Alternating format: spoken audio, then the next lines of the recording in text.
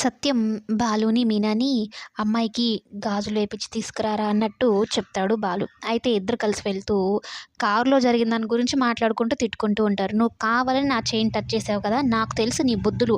ఏదో తాళి కట్టావు కదా అని అడ్వాంటేజ్ తీసుకుందాం అనుకుంటున్నావా? అలాంటివి ఏం కుదరవు" అన్నట్టు మీనా అంటూ ఉంటుంది. "అవును మరి ముందే ప్లాన్ చేసుకొని వచ్చాను ఒక 3 రోజుల ముందే" అన్నట్టు బాలు కూడా తిడుతూ ఉంటాడు.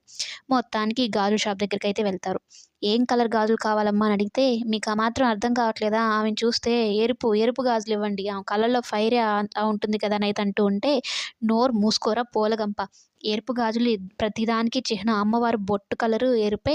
ప్రతి ఒక్క దానిలో నేనున్నాను అని ధైర్యం ఇచ్చేలాగా అమ్మవారు ఎరుపును కోరుకుంటారు. అందుకనే ఎరుపు గాజులంటే అమ్మవారికి ఇష్టం" అన్నట్టు చెప్తుంది. "పర్లేదు ఈ పూలగంపకి పురాణాల జ్ఞానం కూడా ఉందన్నమాట. పర్లేదులే" అని అయితే అనుకుంటూ ఉంటాడు. అయితే మీనా ఆ గాజులు వేసుకోవడంలో కాస్త ఇబ్బంది పడుతూ ఉంటుంది. "అమ్మ మహాతల్లి, ఎన్ని రోజులకేసుకుంటావు? మా నాన్న ముందే ఈ గుడిలో అందరి ముందు కూడా తిట్టేటట్టున్నాడు. నువ్వు ఆ గాజులు వేసుకోకపోతే. ఇలే" అని చెప్పని తనేస్తాడనమాట.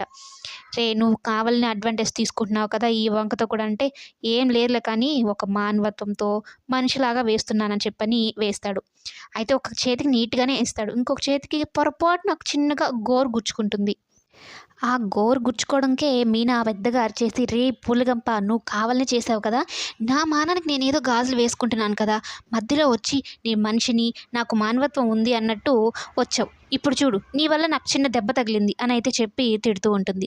"అమ్మో! చిన్న దానికి ఇంత రాద్ధాంతం చేస్తావా? ఎప్పుడో జరిగిన దాని గురించి గుర్తుపెట్టుకొని తవ్వి తవ్వి మరీ గీరి పెట్టి మరీ గొడవ పెట్టుకుంటూ ఉన్నావు. నీతో వేగడం చాలా కష్టం. అనవసరంగా కట్టబెట్టారు. నీతో ఎలా ఉంటుందో ఏమో ముందు ముందు" అని అయితే బాలు అనుకుంటూ ఉంటాడు.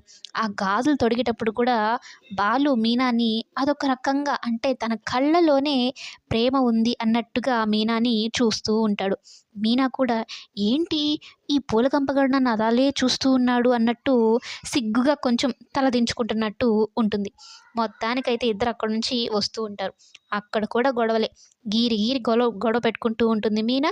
దానికి ఆన్సర్ చెప్పలేక బాలు, "నువ్వు ఏ రాక్షస గణంలో పుట్టావో ఏమో కానీ నీ అంత రాక్షసిని నేను ఎక్కడా చూడలేదన్నట్టు" బాలు చెప్తూ ఉంటే, ఇక మీనా కూడా బాలుని తిడుతూ ఉంటుంది. వీళ్ళిద్దరిని చూసి ఆ పార్వతమ్మ, సత్యం ఎలక పిల్లిలాగా గొడవలు పడుతూనే ఉన్నారు. వీళ్ళిద్దరి మధ్య సఖ్యత రావాలంటే ఎలా వస్తుంది అని అయితే అంటూ ఉంటే, "ప్రతిదానికి దేవుడు ఏదో ఒక దారి చూపిస్తాడులే అమ్మా" అని సత్యం చెప్తూ ఉంటే, కరెక్ట్‌గా అదే టైంకి గుడిలో గంటలు మోగుతాయి. "చూసావా చెల్లెమ్మ, నేను చెప్పింది నిజమే. గుడిలో గంటలు కూడా మోగాయి. వీళ్ళిద్దరి మధ్యన సంతోషము త్వరలోనే ఉంది. ఈ చిన్నపాటి గొడవలు పోతాయిలే వాళ్ళిద్దరి మధ్యలో" అని చెప్పి ఆ దేవుడి మీదే భారం వేస్తాడు. వీళ్ళిద్దరిని కలపడానికి, వీళ్ళిద్దరి మధ్య సఖ్యత కుదుర్చు దేవుడా అన్నట్టు దేవుడిని మొక్కుకుంటూ ఉంటాడు సత్యం, అలాగే పార్వతమ్మ. వీళ్ళిద్దరి మధ్యలో గొడవలు ఎప్పుడు పోతాయో, వీళ్ళిద్దరు సఖ్యతగా ఎప్పుడు ఉంటారో, ఆ సీన్స్ మనం ఎప్పుడు చూస్తామో అనేది నేనైతే ఈగర్‌గా వెయిట్ చేస్తున్నాను. బాలు, మీనాలు సంతోషంగా ఉన్నట్టు, ప్రేమగా ఉన్నట్టు చూద్దామని. మరి మీరు?